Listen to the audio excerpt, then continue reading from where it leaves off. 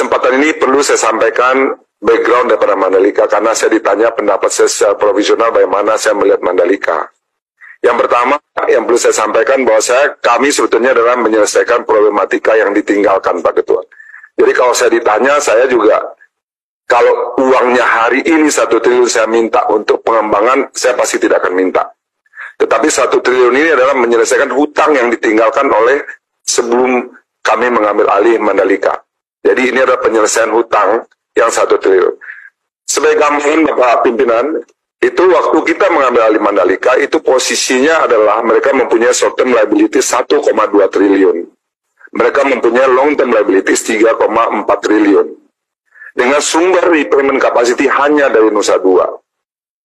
Terus terang saya tidak bisa menyelesaikan yang short term liabilities ini, di mana short term liabilities ini isi di dalamnya adalah pembangunan daripada grandstand dan juga VIP Village, sama kebutuhan modal kerja waktu penyelenggaraan event, yaitu 1,2 triliun. Karena itu penyelesaian ini harus dengan equity.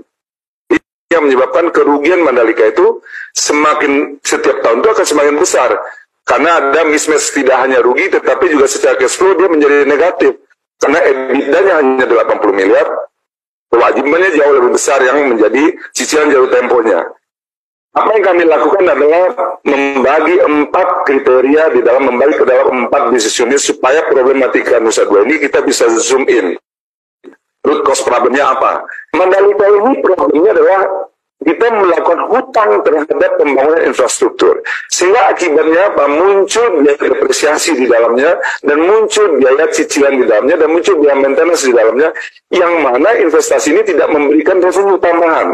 Karena ada di locking dengan satu luda yang dilakukan dengan visi yang dimana seluruh aset besar kita luda dengan pihak lain yang tidak mengenerate revenue. Kerugian tahun lalu yang terbesar itu sebetulnya dari WSBK, Pak, bukan dari MotoGP. MotoGP dia bisa melakukan bahwa operasionalnya tertutup, tetapi yang WSBK ini menunjukkan kerugian.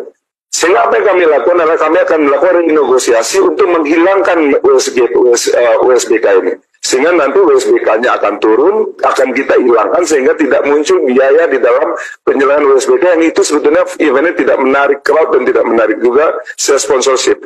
Ini berdampak 100 miliar penurunan daripada kerugian.